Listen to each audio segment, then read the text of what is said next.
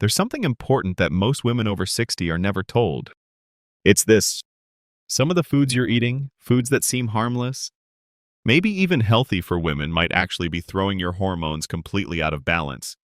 I know that sounds dramatic, but just stay with me.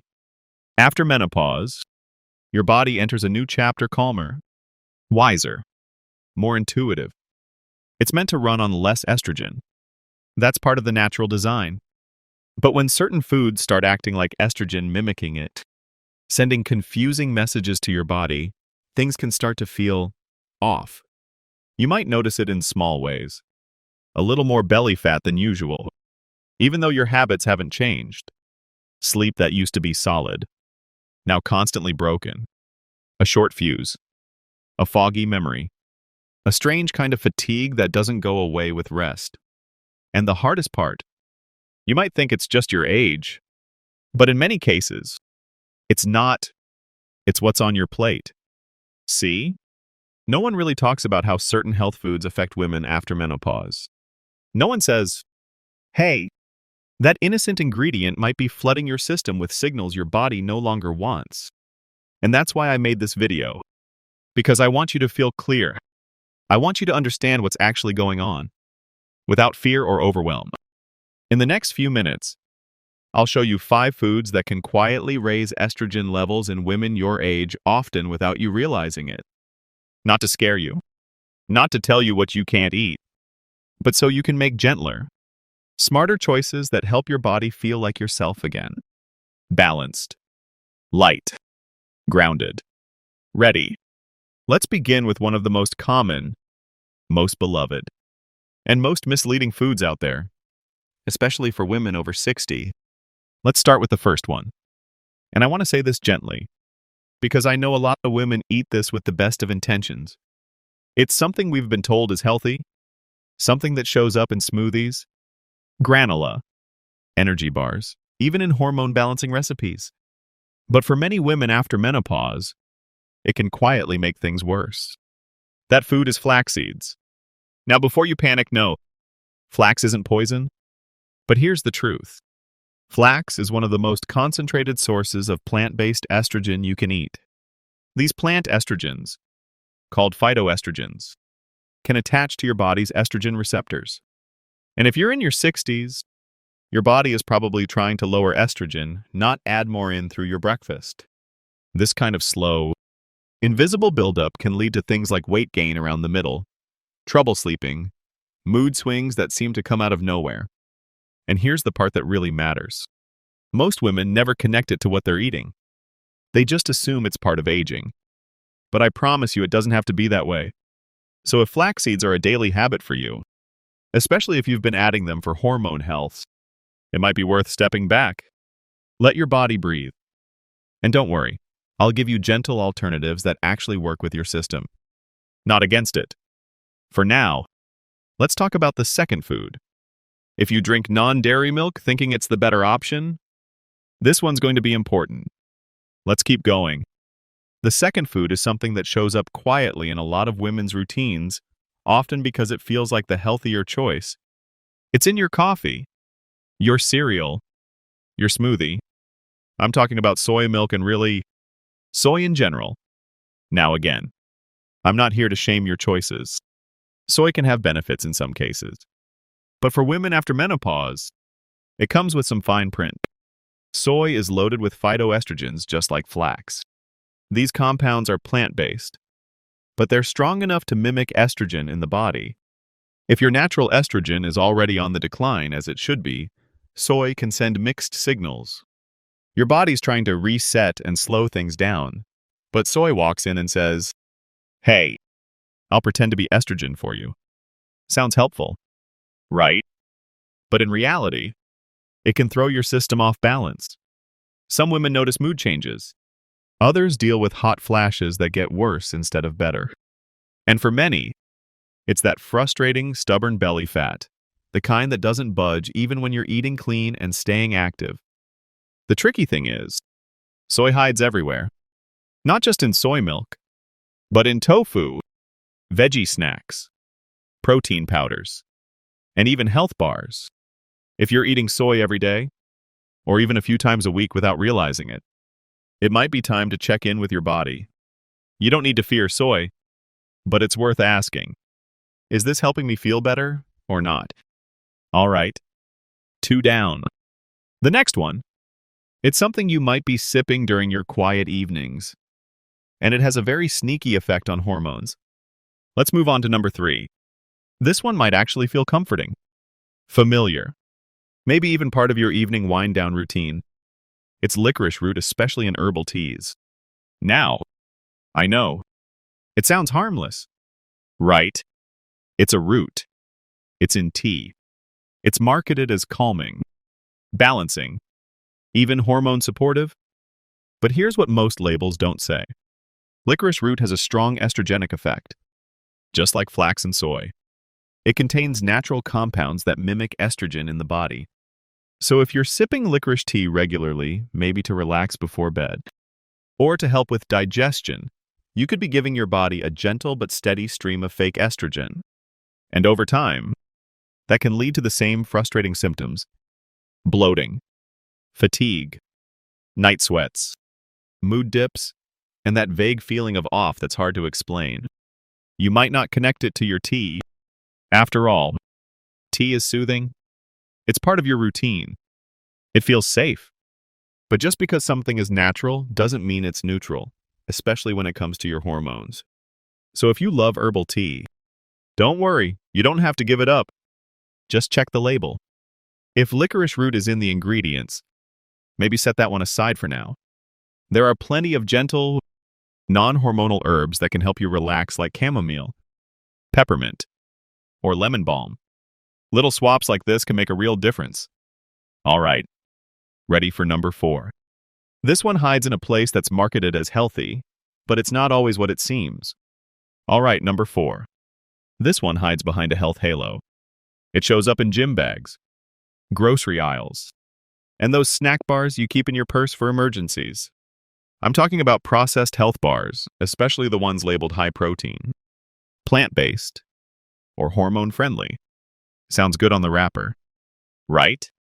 But when you turn it over and read the ingredients, you'll often see a long list of soy protein, flax, added sugars, or artificial fibers, all of which can quietly mess with your hormones. Most of these bars are designed for energy and shelf life, not for balance. And when you eat them regularly, even just one a day, it can slowly increase estrogenic activity in your body without you realizing it. So if you've been eating them as a quick fix or even as a healthy meal replacement, your body might be saying, "This isn't working for me." The tricky part is that the packaging is often so convincing. Phrases like clean, balanced, or made for women feel reassuring. But the ingredients, they tell a different story. Now, I'm not saying you can never grab a snack bar, but just take a closer look. If it's full of soy, flax, additives, or a long list you can't pronounce, it's okay to say, "Not for me." Try something simpler. A small handful of nuts, a boiled egg, a piece of fruit with nut butter, real food that doesn't confuse your hormones. Next up, number 5. And this one, you might not expect it, especially if you enjoy it after a long day or on a weekend afternoon. And now, number 5. This one might surprise you. It's not something you eat every day, but even small amounts can make a difference, especially if your hormones are sensitive. It's beer. Yep. Just a cold beer on the weekend, or maybe after gardening, or with dinner. Here's why it matters. Beer is made with hops, and hops are naturally high in phytoestrogens, those plant compounds we've been talking about that mimic estrogen in the body. In fact, hops have some of the highest phytoestrogen levels found in plants. That means even an occasional drink can trigger subtle hormonal effects. And if you're already feeling off, bloated, low energy, moody, sleeping poorly, alcohol combined with estrogen-like compounds doesn't exactly help. I'm not saying a sip now and then is the end of the world, but it's good to know what it might be doing behind the scenes, especially if you're doing everything else right: eating clean, moving your body, getting rest, and still not feeling balanced. Beer may not be the villain, but it might be part of the story. So if you do enjoy a drink, maybe try a cleaner option once in a while, something without hops. Or even better, something non-alcoholic. It's about noticing what your body is telling you. And now that we've covered the 5 big ones, let's talk about what happens when these foods add up and what that does to your body over time. So now that we've gone through all 5, let's talk about what happens when these foods add up. One here, one there on their own. They might not seem like a big deal, but over time, when you're having a little flax in the morning, some soy milk in your coffee, a snack bar in the afternoon, maybe a herbal tea after dinner, and a drink on the weekend, it starts to build. Your body's not just dealing with one estrogen-like signal, it's dealing with 5, maybe 6, every single day. And even though these are natural sources, your body doesn't really care where they're from. It just knows it's getting mixed messages. And when your hormones are out of sync, everything feels harder. Losing weight feels like pushing a boulder uphill. Sleep isn't deep or restful. You might feel short-tempered, even though you don't want to be. And worst of all, you start thinking it's just part of aging. But the truth is you're not broken. You're not doing anything wrong. Your body is just reacting to something it's being fed every day without your permission. That's why understanding this is so powerful. Because once you see the pattern, you can break it gently, without extremes. You don't need to flip your life upside down. Just shift a few key things and give your system space to come back into balance. And in the next part, I'll show you exactly how to do that with foods that work with your body, not against it. Let's talk about what to eat instead. Because this isn't about fear. It's about giving your body what it actually needs now in this stage of life. And the good news is, the right foods aren't complicated. They're simple, gentle, and they actually help bring your hormones back into balance instead of fighting against them. First, focus on healthy fats, things like avocados, extra virgin olive oil, wild-caught salmon, and a few raw nuts. These kinds of fats support hormone production without overwhelming your system. They also help with brain function, joint health, and keep your skin looking soft and nourished, which, let's be honest, is a nice bonus. Next, make room for foods rich in fiber and antioxidants like berries, steamed vegetables, and leafy greens. They help your body naturally clear out excess hormones. Think of it as letting your system breathe a little. You're not flooding it. You're cleaning it up. And don't forget protein, but make it clean and simple. Organic eggs, a bit of chicken or turkey, or plant-based options that aren't soy-heavy like hemp seeds or lentils. You don't need to overthink it. Just stick with whole, real foods that don't come in flashy wrappers or long ingredient lists. And drink plenty of water. It's such a basic thing, but most people don't get enough, and your liver and hormones depend on it to function smoothly. If you want a warm drink at night, go for something like peppermint, lemon balm, or chamomile tea, all calming, with no hormonal side effects. The shift here isn't radical. You're not cutting out joy or pleasure. You're just choosing foods that match where your body is now. You've entered a different season, and with just a few changes, that season can feel lighter, clearer, and more stable. In the next part, I'll share real examples, real women who made small swaps and felt a big difference, so you can see what's possible for you. 2. Sometimes it helps to hear how this plays out in real life. So let me tell you about Jane. She's 67. She walks every morning.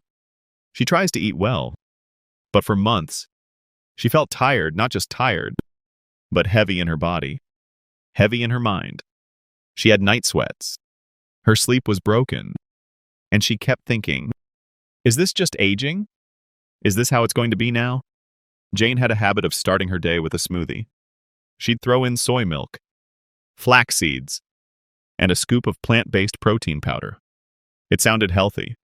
But when she heard how these ingredients could mimic estrogen, she decided to test it. She swapped the soy milk for almond milk. She skipped the flax and used chia seeds instead. And she switched to a simpler protein, no added soy. No fillers? Within 2 weeks, she said, I didn't know I could feel this clear again. She was still eating well, but her body finally got a break from the hormonal noise. And then there's Patricia. She's 72 and swore by her evening tea ritual, which, as it turns out, always included licorice root. She didn't even realize it was in there. All she knew was that she felt bloated and restless at night, and her moods were unpredictable. Once she cut out the licorice tea and started sipping peppermint instead, the difference was small at first. But after about a month, she felt noticeably calmer. Her sleep improved, and that general sense of something's off started to fade. None of this is magic. These women didn't go on extreme diets. They just took a step back, made a few smarter choices, and listened to how their bodies responded. That's the point. This isn't about perfection. It's not about fear. It's about clarity. When you understand what's really happening and what's actually triggering your symptoms, you can stop guessing. And instead of feeling frustrated or stuck, you start to feel in control again. You feel like and that's the goal. In the next part, I'll wrap this all up and share the one simple message I hope you carry with you long after this video ends. So let's bring it all together. You've just learned about 5 everyday foods. Foods that might seem innocent, even healthy, but for women over 60. They can quietly stir up hormone imbalances you don't need. And when those little imbalances pile up, that's when you start to feel like something's off. But here's the most important part. It's not your fault. You were never given this information. Nobody told you that soy milk and flax and licorice tea could make your body feel like it's still riding the hormonal roller coaster, even though your body's trying to step off. You were doing your best. You still are. And now that you have this knowledge, you get to make a different choice, not out of fear, not from guilt, but from clarity. That's power. And I want to remind you, this phase of life, it's not a downhill slide. It's actually a reset. Your body is shifting into a quieter, wiser rhythm. But to feel the benefit of that, you need to stop feeding it signals that belong to a younger version of you. You're not broken. You're not doing aging wrong. You just needed a few pieces of the puzzle that were missing. And now you have them. You don't need a massive overhaul. You just need a little less of the foods that confuse your hormones, and a little more of the ones that support the calm, steady balance your body is asking for. That might mean checking the label on your snack bar, swapping out one kind of tea, saying no to the healthy milk that isn't so healthy for you. Tiny changes. But they add up not just to fewer symptoms, but to more peace, more clarity, and honestly, more of you showing up fully. That's what matters. And that's the message I hope you take from this. You deserve to feel steady. You deserve to feel well. And it's never too late to support your body in the way it actually needs today. If you've made it this far, I just want to say thank you.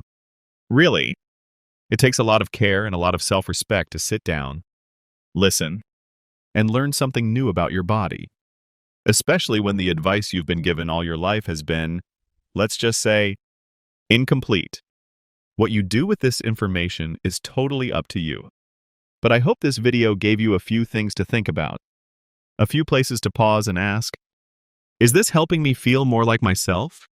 Or is it quietly making things harder? Because small changes, even just 1 or 2, can make a big difference in how you feel day to day. And that's really what this is about. Not chasing perfect health, not chasing youth. Just honoring where you are now and giving your body the support it actually needs. If something I said here made sense to you or made you feel a little less alone, I'd love to know. You can leave a comment and share what stood out to you. I really do read them. And they help me make more videos like this that actually speak to what you care about. And if you know another woman, a sister, a friend, your mom who's been feeling off lately and doesn't know why, send this video to her. You never know how much one gentle nudge can change someone's day or their health. And if you haven't already, go ahead and subscribe. I'll be posting more videos just like this, simple, honest guidance to help you feel more balanced, more clear, and more in tune with what your body is really asking for. We're not here to fight age. We're here to live well through it. So take care of yourself. Drink some water. Check the back of that healthy snack bar. And I'll see you in the next video.